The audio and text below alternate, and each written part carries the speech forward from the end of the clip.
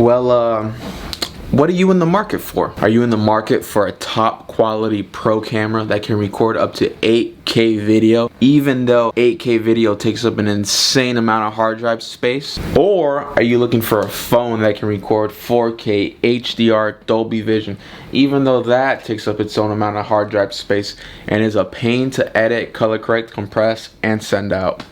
Pick your poison. I'm gonna compare slow motion on the Canon EOS R5, iPhone 12 Pro Max. Throw a punch, throw a punch. I need to see that.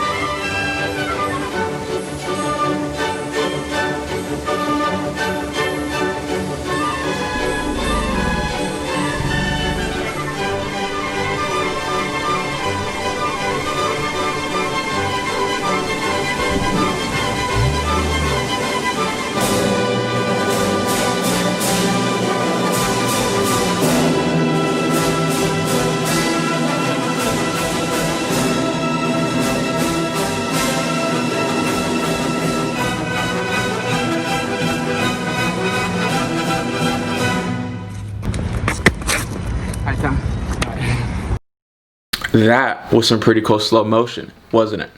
The iPhone can record slow motion at 240 frames per second at 1080p, while the R5 can record slow motion at 120 frames per second at 4K. Now let's talk about customability. The iPhone, straight out of the box, has pretty decent audio, I think. Really great lenses. The wide angle lens, telephoto lens, and standard lens are all great. You don't need to customize anything in the iPhone. Straight out of the box, think it's an awesome camera.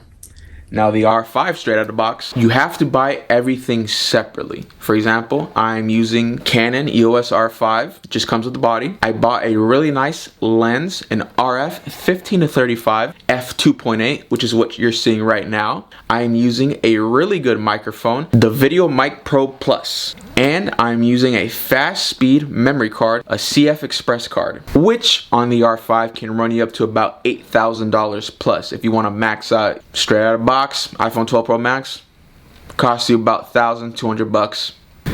Now let's talk about photos. That's what most people care about. That's what most people want to hear. Photos. The Canon EOS R5 is a 45 megapixel camera. It has a lot of settings that you need to know. You have to know about depth of field, exposure, and wherever your environment is, you need to know what settings to adjust on the dime. Versus the iPhone 12 Pro Max, which is a 12 megapixel camera.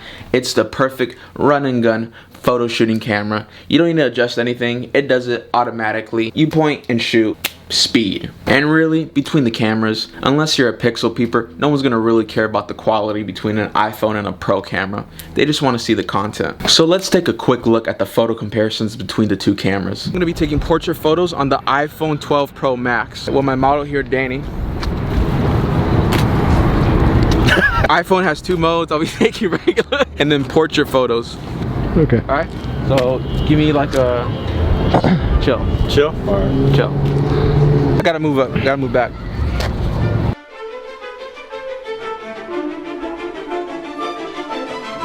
We're doing portraits right now on the Canon EOS R5. Let's get it went in my eye. Big cheese, big cheese. Big cheese, boy.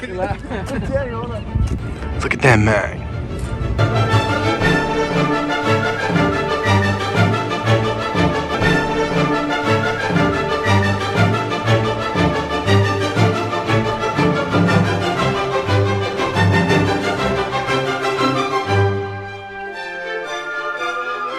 How'd you like the shadow boxing? Good?